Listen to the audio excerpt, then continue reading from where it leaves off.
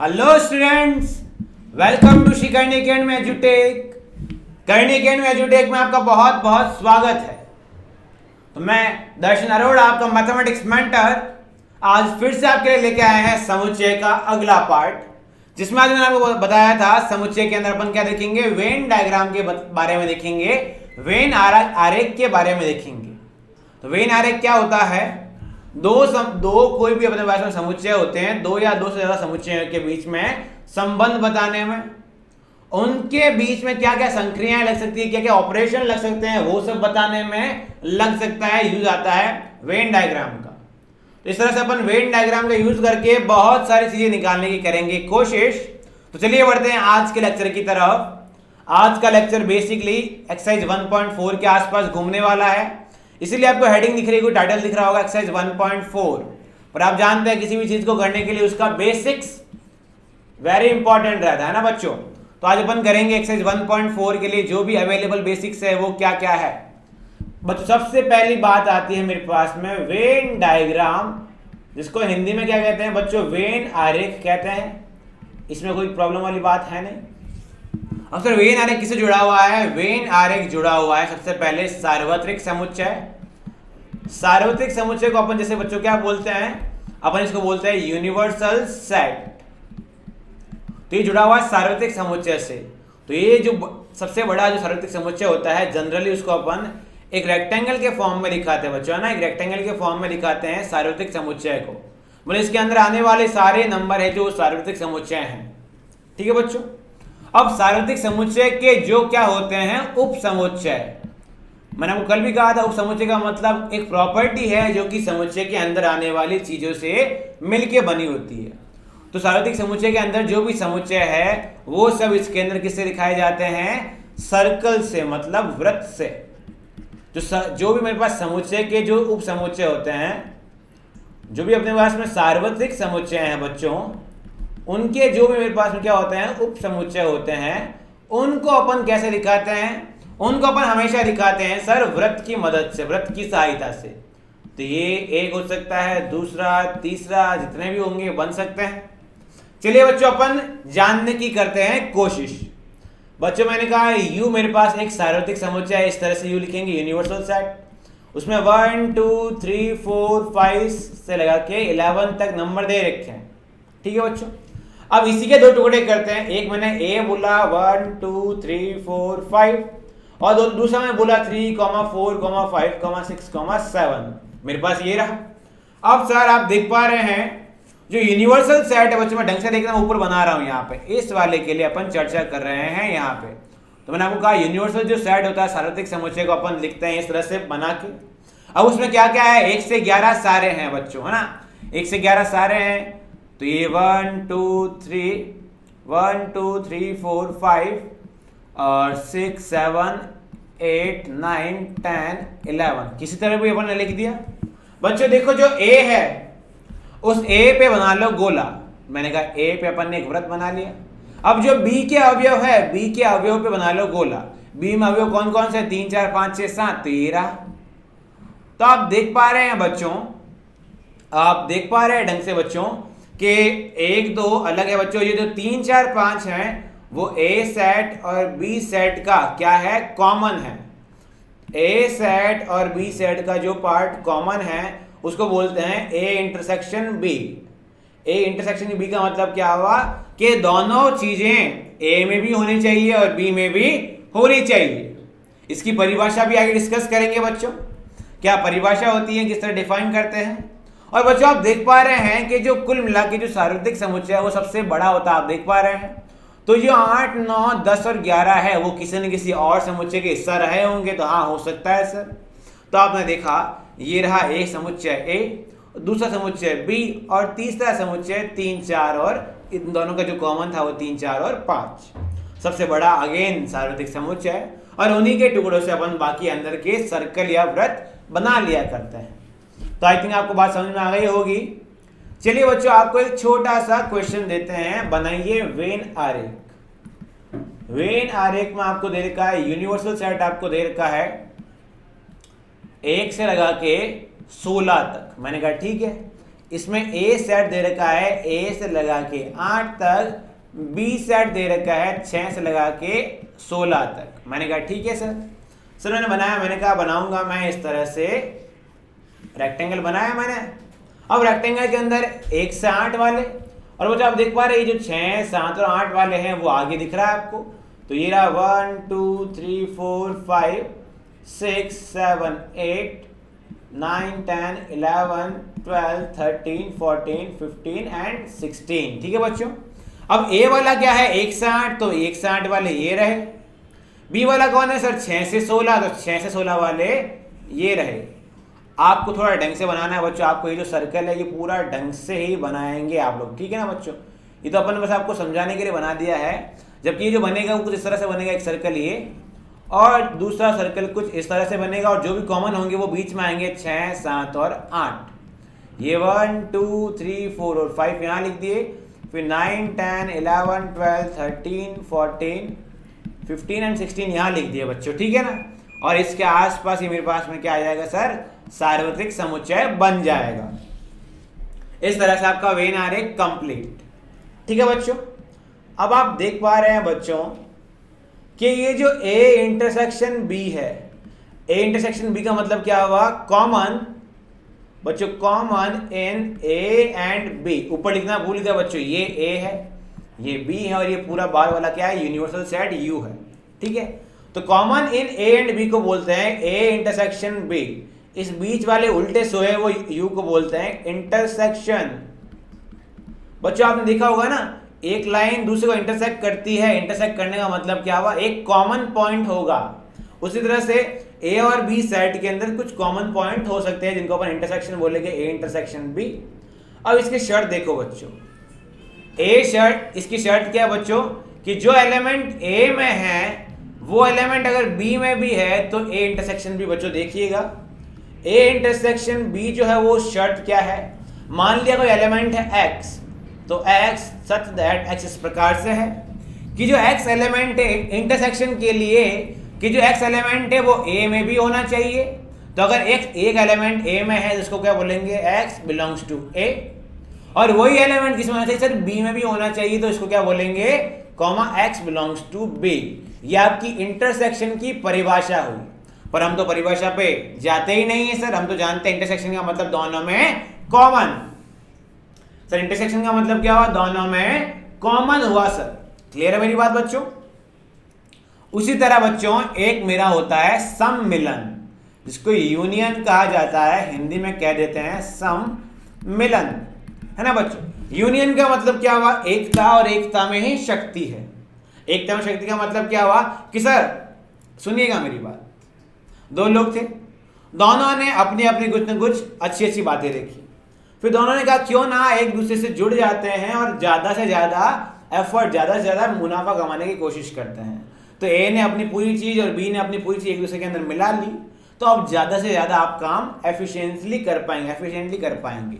तो यूनियन का मतलब होता है यदि ए एक मेरे पास समुच्चय है, बी मेरे पास एक समुच्चय है, तो ए और बी के सभी अवयव यदि मिला लिए जाएं, मतलब एक बॉक्स में 10 पर्चियां हैं, दूसरे बॉक्स में 8 पर्चियां, और दोनों बॉक्स की पर्चियों को मिला लिया जाए एक साथ, तो जो मेरे पास में अब नया सेट बनता है, उस चीज के लिए जो जिम्मेदार है, जो संक्रिया होती है, उसको कहते हैं यूनियन। ठीक है बच्चों। यूनियन का मतलब क्या होता है कि पहली वाली चीज भी लूंगा और दूसरी वाली चीज भी ले लूंगा। ठीक है बच्चों। तो आई थिंक सबको क्लियर है सर क्या होता है ए इंटरसेक्शन बी और क्या होता है ए यूनियन बी। चलिए आइए कुछ एग्जांपल्स की तरफ बढ़ते हैं। एग्जांपल्स क्या कहने की कोशिश कर रहे हैं वो जानते हैं अपन। बच्चों ए एक सेट दे रखा है, वेन डायग्राम पे वापस आएंगे क्योंकि वेन पे बहुत सारी चर्चा होनी बाकी है। सर एक समुच्चय दे रखा 2, 3, 5, 7, 9, 11, जैसा भी दे रखा पता नहीं क्या है। ठीक है बच्चों 11 पे खत्म करते हैं। बी एक सेट दे रखा 3, 5, 7, 11, 13, 18। मैंने कहा ठीक है। अब मैंने कहा निकालना है A intersection B. Sir intersection का मतलब होता है दोनों में कॉमन कौन कौन है। सर दोनों में 3 कॉमन है तो सर 3 को लिख दिया। तो दोनों में 5 कॉमन है लिख दिया, 7 कॉमन है लिख दिया, 11 कॉमन है लिख दिया। ये बनेगा A इंटरसेक्शन B। मैंने कहा सर ये हो गया मेरा काम। दूसरा पूछा गया A यूनियन B। मैंने कहा यूनियन का मतलब क्या होता है, पहले डब्बे की सारी चीजें उठा ले, दूसरी चीज डब्बे की सारी चीजें उठा ले और दोनों को मिक्स कर दिया जाए। क्लियर है बच्चों?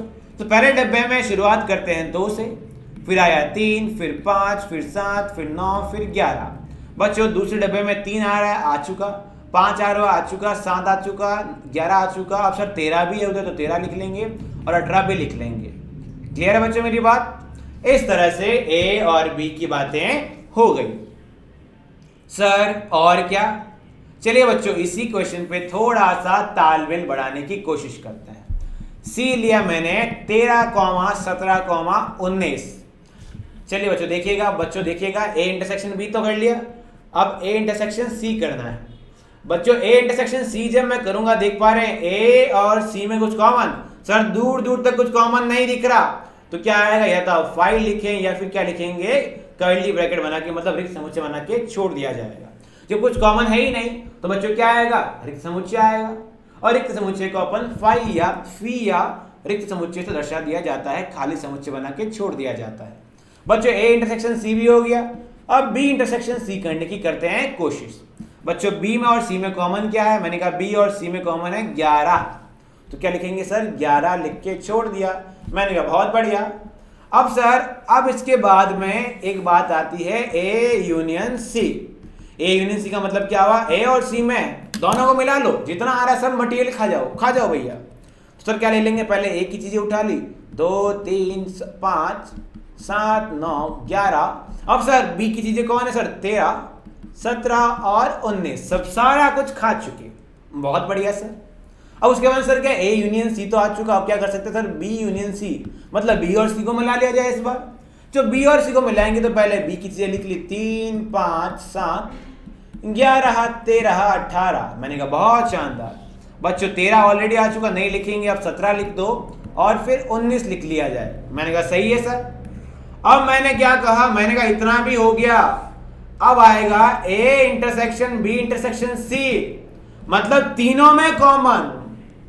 तीनों में कॉमन का मतलब क्या हुआ, सुनिएगा, मुझ में, मेरे दोस्त राम में और मेरे दोस्त श्याम में तीनों चीज जो कॉमन है वो लिखनी है। मतलब A B C में जो नंबर कॉमन है वो लिखना है। तो बच्चों ने कहा सर A B C में ऐसा कोई नंबर नहीं है जो सब में कॉमन हो, क्योंकि बच्चों यहाँ पे 2 से 11 तक है। यहाँ पे बच्चों देखना A और B में कुछ कॉमन आ रहा है, देखना बच्चों A और B में कॉमन कौन कौन आ रहा है, A और B में कुछ कुछ कॉमन आ रहे हैं, पर C के साथ में कॉमन नहीं बन रहा है। दैट इज वाई तीनों में कॉमन आना चाहिए। जब तीनों में कुछ कॉमन नहीं है तो क्या आएगा सर, या तो 5 लिख दिया जाएगा या फिर कर्ली ब्रैकेट बना के रिक्त समुच्चय बना के छोड़ दिया जाएगा। मैंने कहा इसके बाद में A union B union C, ठीक है जी, मतलब तीनों को इकट्ठा कर लो। मैंने इकट्ठा करने के लिए जाए, सबसे पहले A का मान लिख दो, 2, 3, 5, 7, 9 और 11।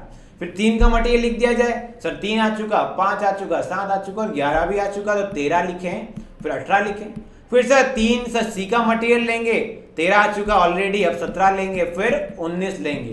कितना अच्छी बात है सर। इसी चीज को वेन डायग्राम से कर सकते हैं। मैंने कहा बहुत शानदार बात। अगर वेन डायग्राम से करने जाऊंगा बच्चों, छोटा सा वेन डायग्राम बनाऊंगा अभी। यदि वेन डायग्राम से करने जाएंगे तो कैसे लिखेंगे, उसी पे चर्चा कर लेते हैं बच्चों। चर्चा करनी बेहद इंपॉर्टेंट है।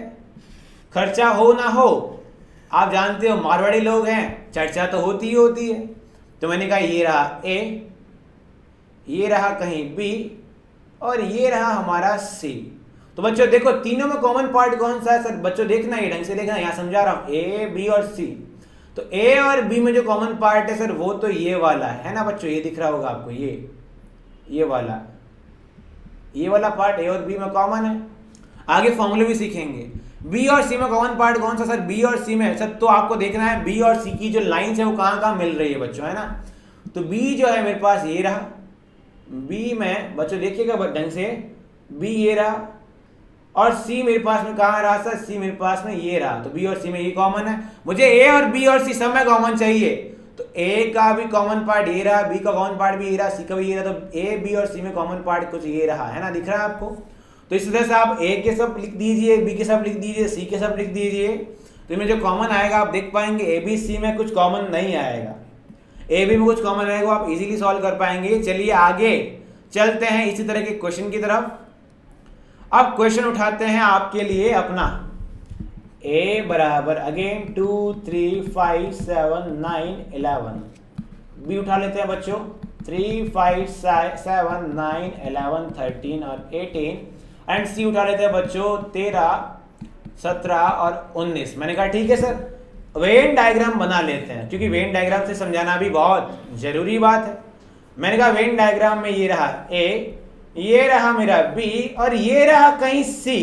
मैंने कहा कोई प्रॉब्लम नहीं, चलिए बच्चों a, चलिए बच्चों b और चलिए बच्चों c लिखा है ना। तो a लिखा तो 2 आया, 3 आया, इधर बच्चों देखिएगा 3 जो है वो किस में आ रहा है सर, b में भी आया तो 3 यहाँ लिखेंगे सर, 5 भी इधर आ रहा है लिख दिया, 7 भी इधर आ रहा है लिख दिया, 9 भी इधर आ रहा है लिख दिया, और सर क्या आ रहा है 11 भी इधर आ रहा है तो 11 भी यहाँ पे लिख दिया। थोड़ा ढंग से देखिएगा बच्चों, थोड़ा सा मिट रहा है, 11 भी यहाँ लिख दिया सर, है ना बच्चों, 2 भी लिख दिया अपन ने यहाँ पे। सर ये मेरे पास 2 अकेले इधर रह गया, बाकी सर इसके अंदर बीच में आ गए। मैंने कहा बी को लिखते हैं बच्चों 3 है, 5 है, 7 है, फिर सर 9 है बच्चों, 11, ये जो 3 5 7 9 ये जो सब आ रखे हैं वो कहाँ आ रखे, इसके अंदर आ चुके, तो यहाँ क्यों लिखेंगे, नहीं लिखेंगे बच्चों। अब सर मेरे पास में 13 जो है वो इसके अंदर नहीं, तो 13 यहाँ आया।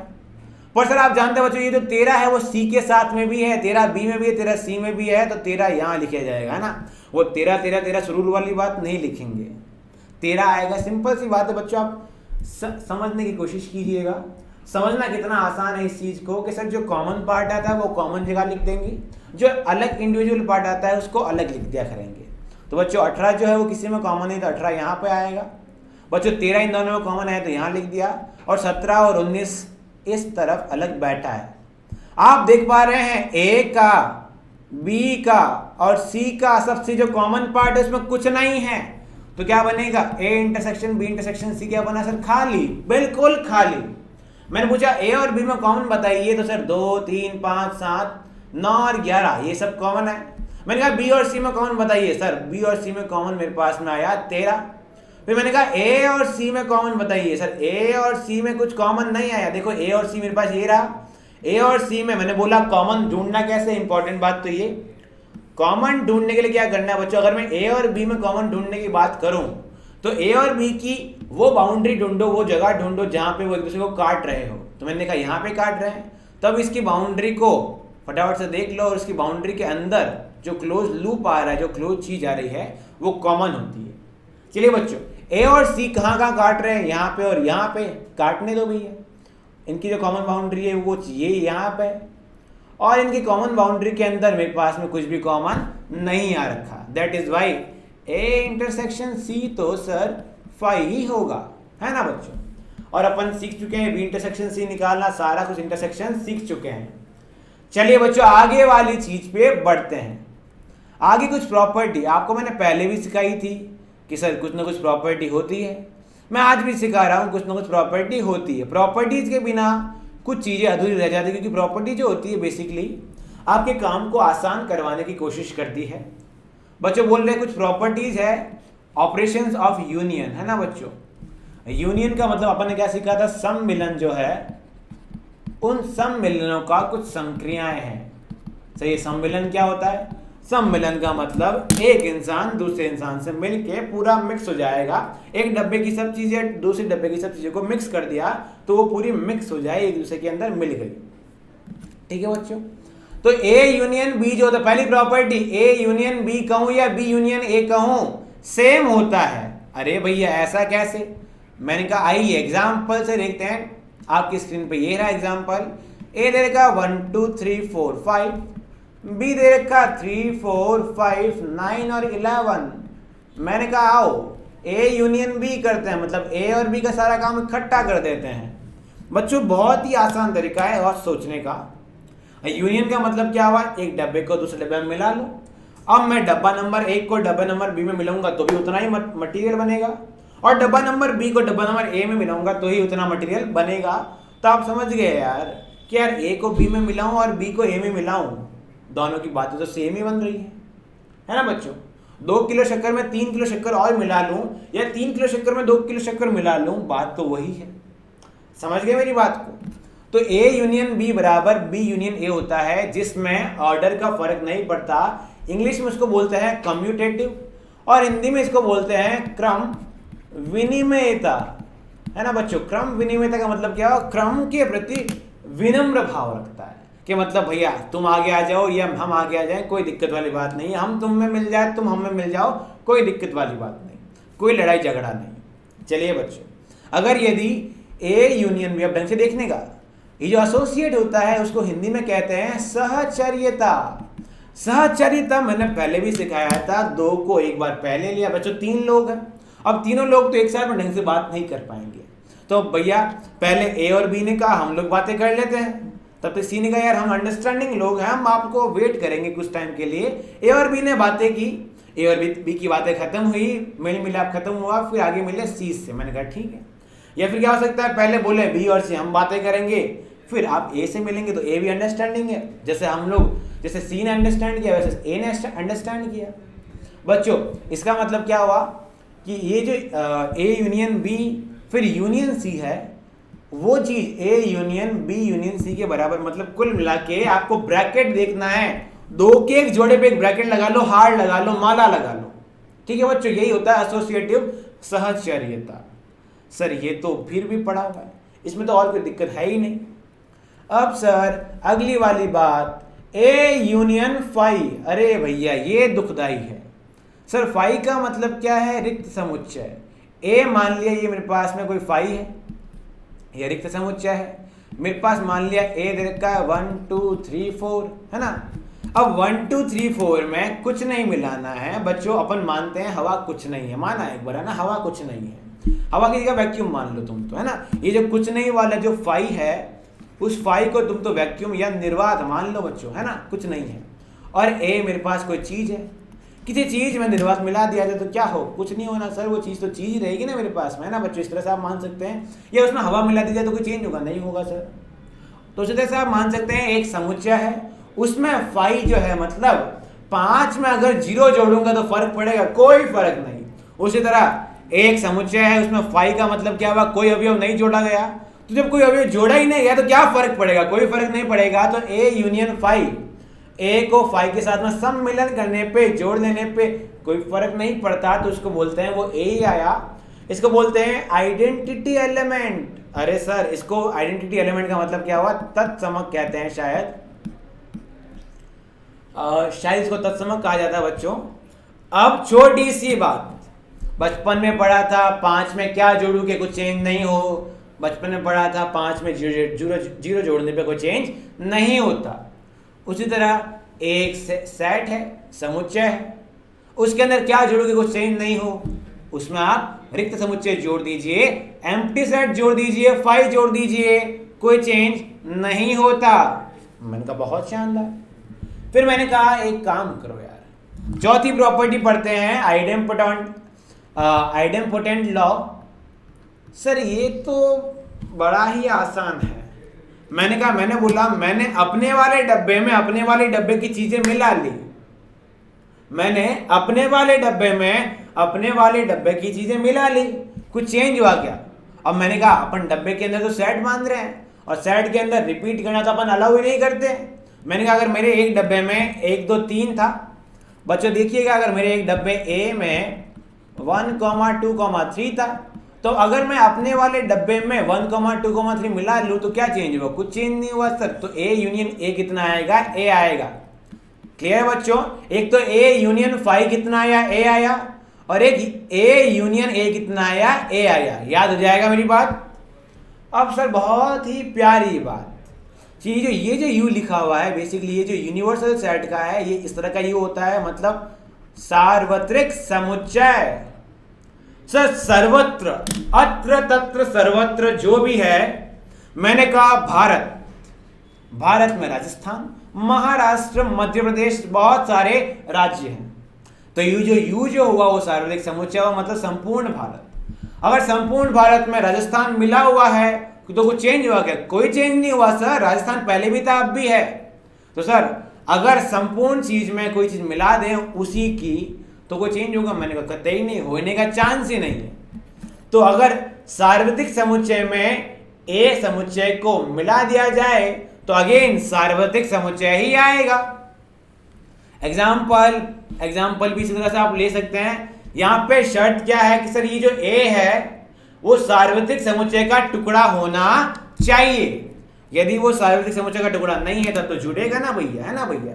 मैं बोलता हूं भारत के अंदर बांग्लादेश जोड़ो तो जुड़ेगा, पर भारत में नेपाल जोड़ो तो जुड़ेगा। पर भारत में अगर मैं असम को जोड़ने की बात करूं तो ऑलरेडी भारत में है, तो क्या जुड़े? तो वो भारत का भारत ही है अभी तक। समझ गए मेरी बात? 5 प्रॉपर्टी, पहली प्रॉपर्टी बोल रही है किसी को यूनियन मतलब ए को बी में मिलाओ, बी को ए में मिलाओ, कोई चेंज नहीं, इसको कम्युनिटिव बोला। इसको क्या बोला? क्रम विनिमयता, क्रम के प्रति विनम्र भाव। दूसरा क्या हुआ सर? एसोसिएट किया, सहचार्य किया। पहले 2 लोग हाथ मिला रहे, तीसरे से मिलाया, फिर बाकी बाद वाले 2 लोग हाथ मिला रहे, फिर पहले वाले से मिलाया। दोनों ने शांति रखी, अपने अपनी सद्भावना रखी। मेरे पास में ये बन गया A union B union C, और A union B union C की बातें रही, जिसमें 2 पे एक हार्ड लगाना है, एक ब्रैकेट लगाना है। तीसरी बात मैंने कहा मुझ में क्या जोड़ू कि कुछ चेंज नहीं हो। तो आपने कहा सर आप एक काम करो, आप तो कुछ मत लो, आप चेंज नहीं होगी। तो मैंने कहा ए यूनियन फाई करेंगे तो ए रहेगा। फिर मैंने कहा अगर मैं अपने आप में अपनी ही चीज जोड़ लूं तो क्या रहा? कोई परिवर्तन नहीं हुआ, क्योंकि मैं यहाँ पे सेट की बात कर रहा हूं ना कि 2+2 की बात कर रहा हूं, मैं सेट की बात कर रहा हूं। तो जब मैं ए सेट में ए सेट को मिलाऊंगा तो रिपीट तो करते ही नहीं है। 1 2 3 को 1 2 3 में रिपीट करके क्या करोगे? कुछ मतलब नहीं है। दैट इज वाई ए ही रहेगा। फिर मैंने कहा बहुत बड़ी चीज में अगर एक छोटा सा टुकड़ा है उसको बाहर निकालो फिर वापस अंदर डालो, कुछ चेंज हो? मैंने कहा कोई चेंज नहीं हो। ना ना ना, बिल्कुल चेंज नहीं। क्लियर है मेरी बात? ऐसी प्रॉपर्टीज होती है। आगे डी मॉर्गन थ्योरम आएगा, वो भी पढ़ेंगे। आगे और भी बातें आएगी, उन सबको डिस्कस करेंगे। चलिए कुछ थोड़ी छोटी मोटी बातों पे बढ़ते हैं।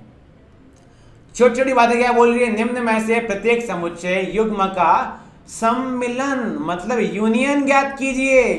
सर यूनियन का मतलब तो क्या हुआ? एक डब्बे में दूसरा डब्बा मिला लिया जाए। मैंने कहा मिला लो भैया, हमें कोई दिक्कत वाली बात है ही नहीं, हमें तो दिक्कत होती ही नहीं है सर। पहले वाला अगर x यूनियन y किया तो बच्चों ने कहा सर पहला वाला डब्बा 1 3 और 5, दूसरा डब्बा कौन है? 1 2 और 3, तो इसमें 2 और मिला लिया जाए, पहले वाले का आंसर। ये तो आंखें बंद करके बच्चा, छोटी क्लास का बच्चा, पहली क्लास का बच्चा बोल सकता है। दूसरा वाला ए यूनियन बी, सर ये तो बड़ा आसान, बहुत बहुत तुच्छ क्वेश्चन। तुच्छ कैसे? सर ए को दोनों में मिक्स करना है ना, तो ए तो ए आ ही गया। सर इधर से ई लिख लो, आई लिख लो, ओ लिख लो, यू लिख लो। फिर मैंने कहा यार ये बी और सी तो अलग है। मैंने कहा किसने मना किया? रोको। किसने रोका? मत लिखो। किसने आपका हाथ पकड़ा? मत रोको। तो बस लिख लिया। इतना आसान है यूनियन। सम्मिलन तो क्या हुआ? एक चीज को दूसरे में मिला लो।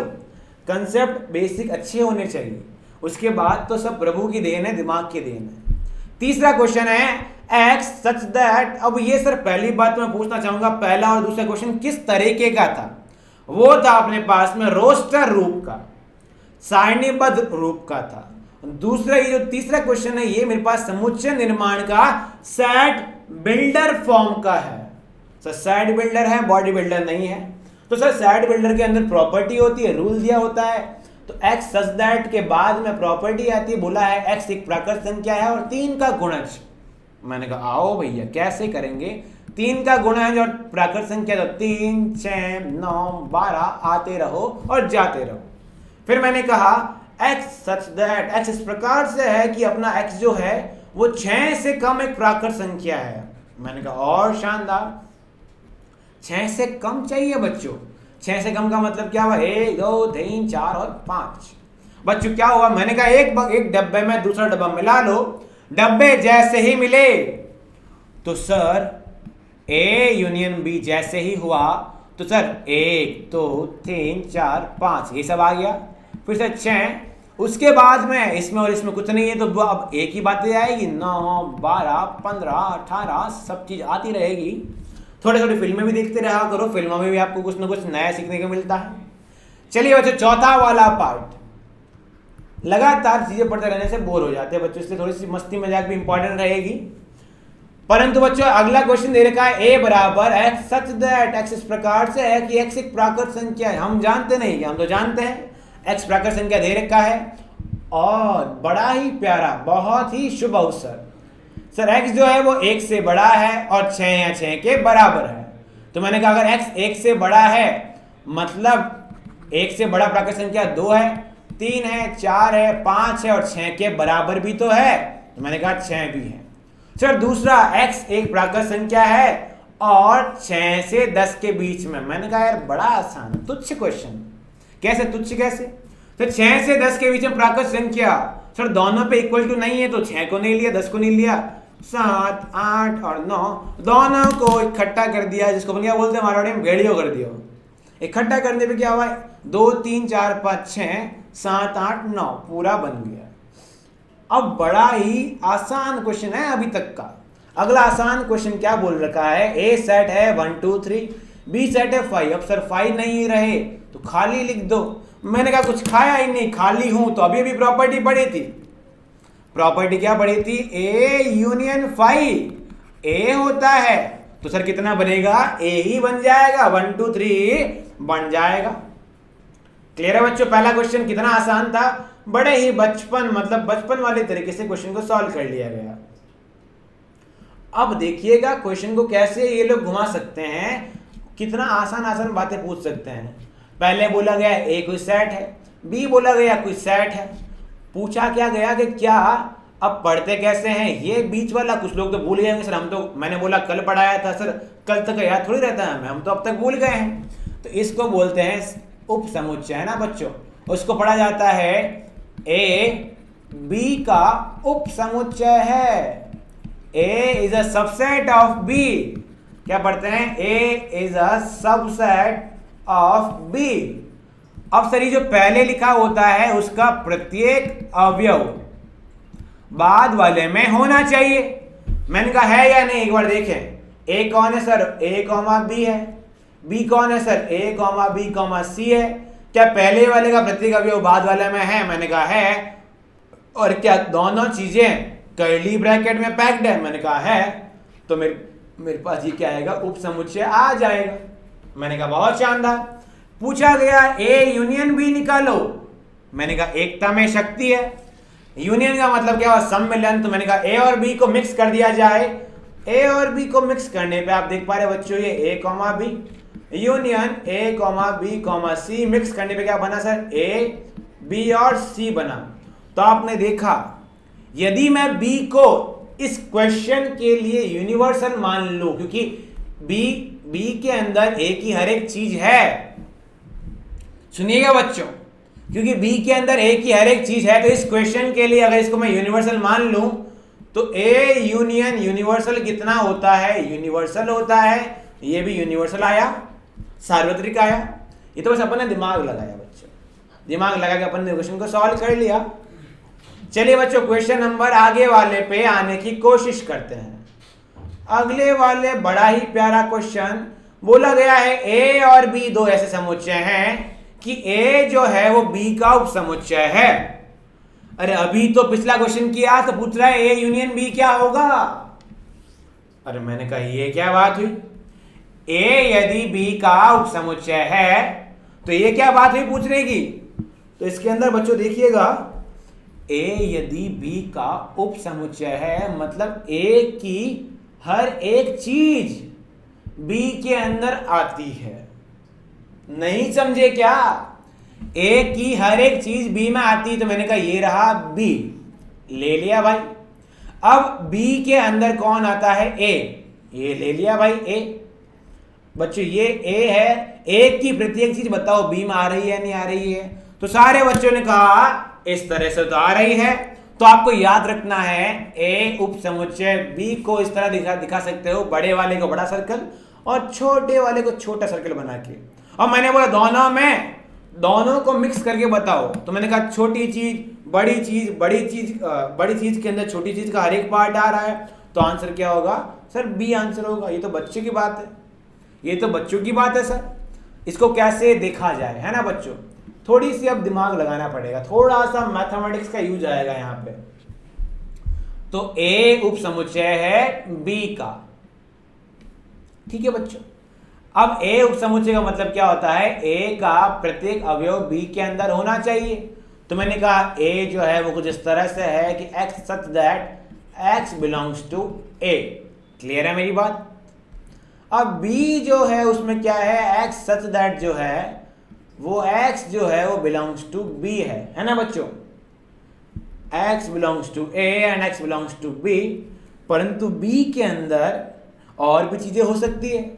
तो आपने कहा यदि बच्चों इस वाली बात पे गौर ना करके मैं बोलूं, यदि x बिलोंग्स टू a है तो a b का उपसमुच्चय होने का मतलब क्या हुआ, x बिलोंग्स टू b तो होगा ही होगा। तो यदि a b का उपसमुच्चय है तो आंसर b आना तय है। क्लियर है मेरी बात। अब मेरा जो क्वेश्चन है आपसे वो ये है कि इसको किस तरह गणितीय रूप में लिखेंगे, मैथमेटिकल फॉर्म में लिखेंगे। तो वो आपका असाइनमेंट रहा आज का, उसको अगली क्लास में डिस्कस करेंगे। चलिए आज की क्लास अपन यहीं पे एंड करते हैं। Thank you so much for joining us. बच्चों इसी तरह आपके पास में वीडियो आते रहेंगे, आप लेक्चर्स देखते रहिए। डाउट आए तो प्लीज कमेंट सेक्शन में लिख के बताइएगा, ताकि अगले लेक्चर में सबसे पहले डाउट क्लियर करें। डाउट सॉल्विंग जो होता है वो सबसे इंपॉर्टेंट होता है किसी भी एग्जाम के लिए। तो थैंक यू सो मच बच्चों ज्वाइन करने के लिए, आपका बहुत बहुत धन्यवाद। अगले लेक्चर में मिलते हैं आपसे। सत श्री अकाल, धन्यवाद, जय हिंद।